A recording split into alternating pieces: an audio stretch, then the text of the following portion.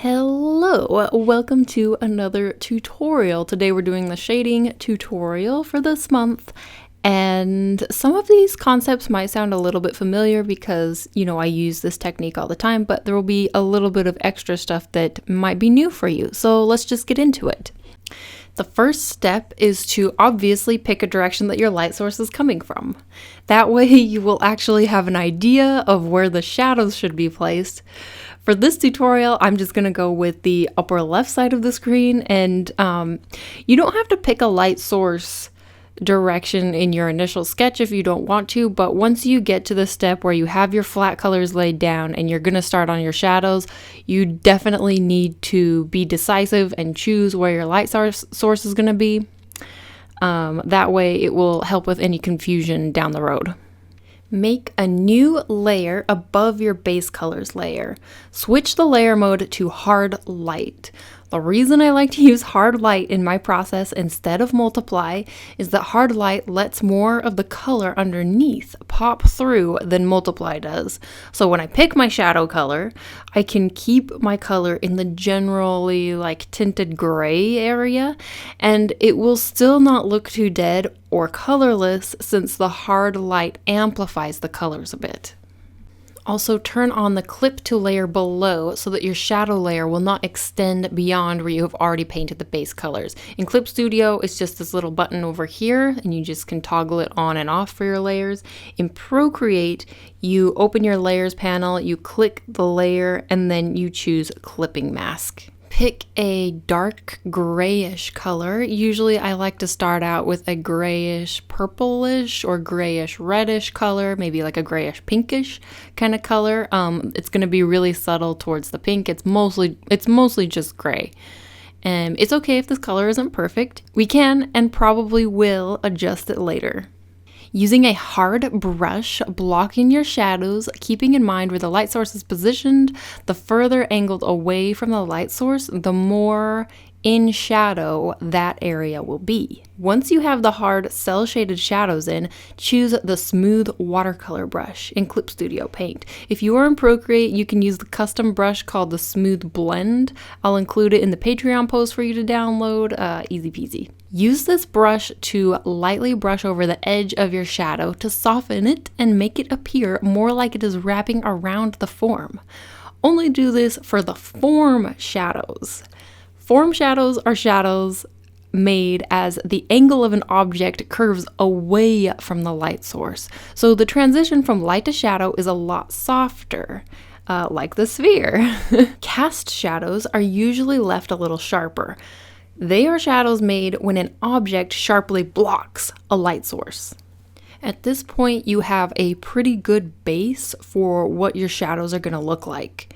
But at this point, we can adjust the color using the hue, saturation, luminosity sliders if you need to. It's very important to keep in mind that the color of your shadow should generally be similar to the color of your ambient light.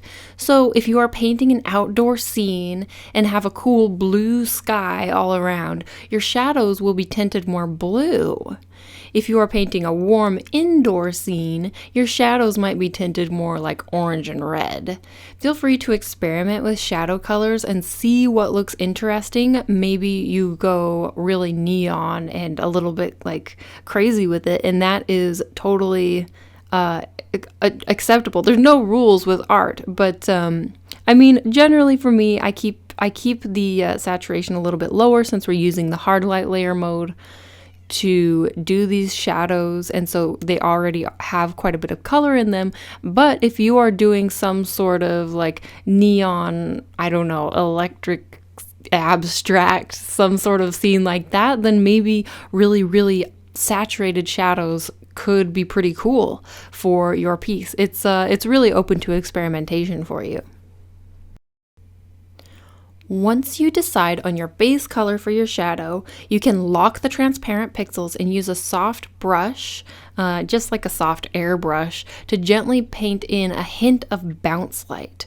Since the scene that I'm using here is kind of like a light purplish bluish, I painted in some bluish bounce light, just very, very gently. and it gives a little bit more believability and interest to your shadows.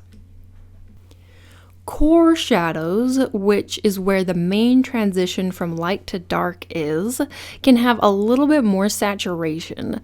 If you are painting skin, I recommend choosing a slightly redder color or pinker color to emphasize the subsurface scattering along the core shadow. Using the smooth watercolor brush, paint and blend in the red to your core shadow. And it should blend in really nicely and make that transition very interesting and read a little bit more like skin. And the final step is to add more highlights. So how I usually do this is I create a new layer, and it's usually an overlay layer, and I use I don't stick to any particular brush actually for this. So, I mean, I will sometimes, depending on what kind of texture I want for my highlights, I might use the watercolor brush that has a little bit more bristles, or if I want it a lot more smooth, I use an airbrush. Or even if it's like a really specular, like shiny object, I will just use a hard brush.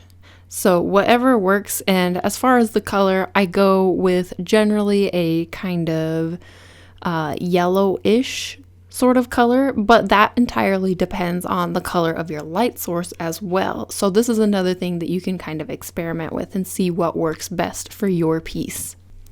Another thing that I really like about this method of shading is if you change the base color layer, the shading will still generally hold up. Yeah, you might need to make some adjustments, little adjustments here and there to make it really look especially nice, but in general, the shading actually works even if you change the base colors. So you can just use one shadow layer, even if you are painting over top many different base colors, kind of like I'm showing here. If you struggle with shading or you're just kind of a beginner when it comes to lighting, I recommend taking just a little bit of time to experiment with shading some of these just basic shapes. So spheres, cubes, cylinders is a really good one. These types of things can really help you just understand form in general, and also give you a chance to play with these colors and shadings and techniques without any pressure. It's just entirely a learning opportunity.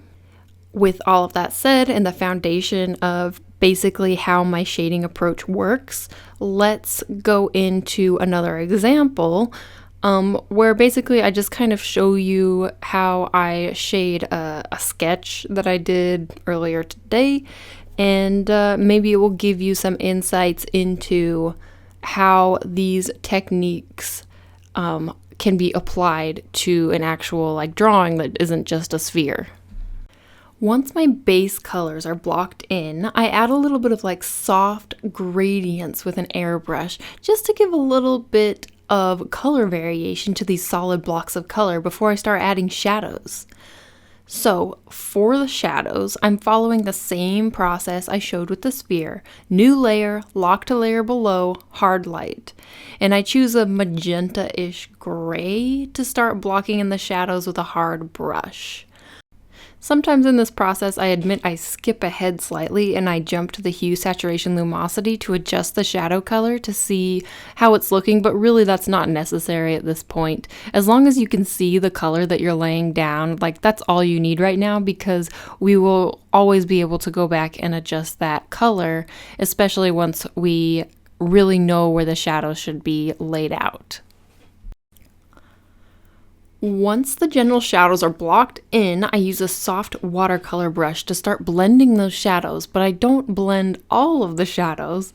I specifically chose a character with a hood so that I could show you guys that the cast shadow from the hood on her face remains sharp.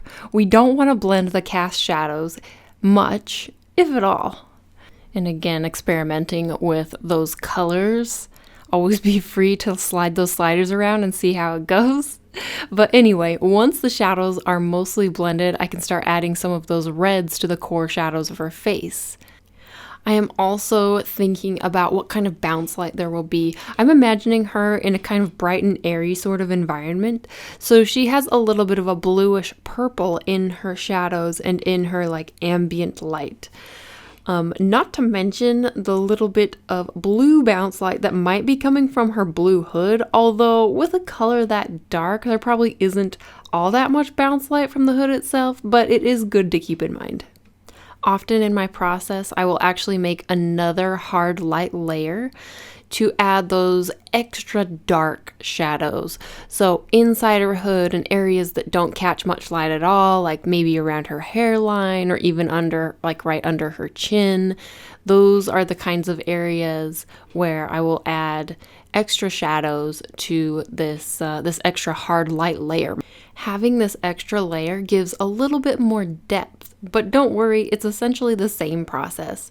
So since I have all the main shadows blocked in, I take a bit of time to try and refine, especially in the smaller, really dark areas, like in the back of her hood. And frankly, the sketch was a little bit messy, so there is some cleanup happening as well. Getting to the step of adding highlights, I have added a highlight layer. It's an overlay layer like I had mentioned in the sphere process. Same process, you guys, same process. So an overlay layer to pop in a few highlights to areas that would be catching the most light, like her forehead, nose, and cheekbone. Something else to keep in mind is that line art can actually help you out with shading as well. If you have some areas in your drawing that would be in really dark shadow, you can try experimenting with just filling that area with line art.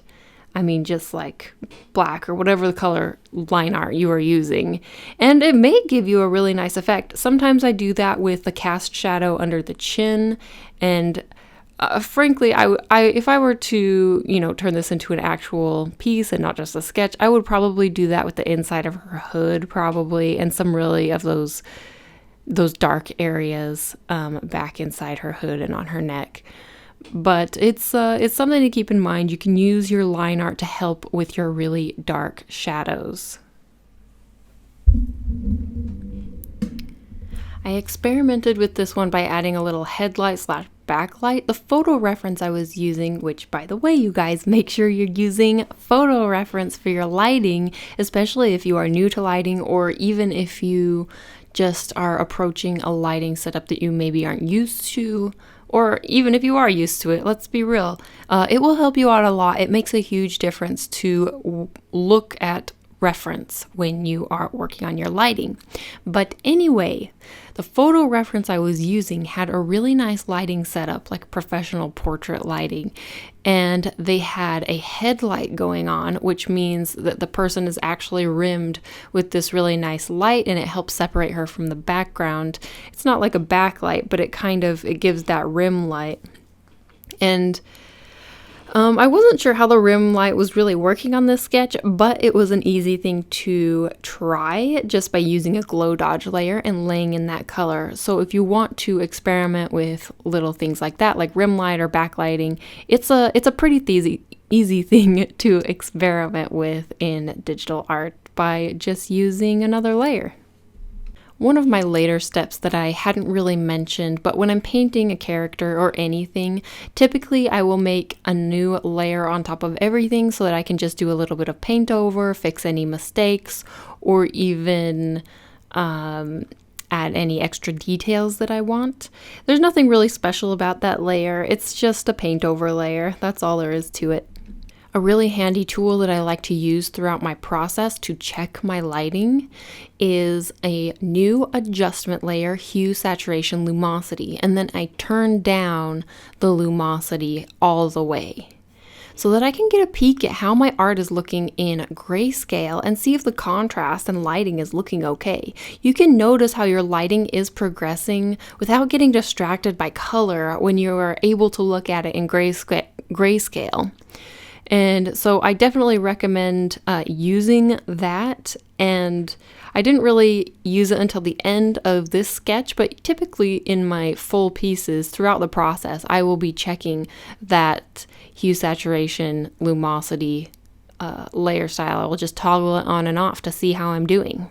And then typically my last step is to add a new glow dodge layer, because sometimes you need a little extra color or glow or pizzazz to your piece. And so, of course, there's a glow dodge that I will add to most of my artworks to pop in that extra color if I need it. Sometimes I even use an overlay to add a little more saturation to certain areas if I need it. But that's the nice thing about digital, is you can kind of experiment with these layers. I know if you are new to digital art and all of these layer modes, they can be a little overwhelming, but I encourage you to explore and experiment with them. I often get asked how I started using this technique, how I found out about it with like the hard light and everything. And honestly, it just came because I often flip through these layer modes just to see what they look like. And I happened upon this technique and it's just kind of stuck with me through the years. So I hope this was helpful and gave you some insight into my shading technique. I hope that it helps your own art process, or just, gives you some insight. And thank you guys so much for your support. And I hope you have an amazing weekend. Bye!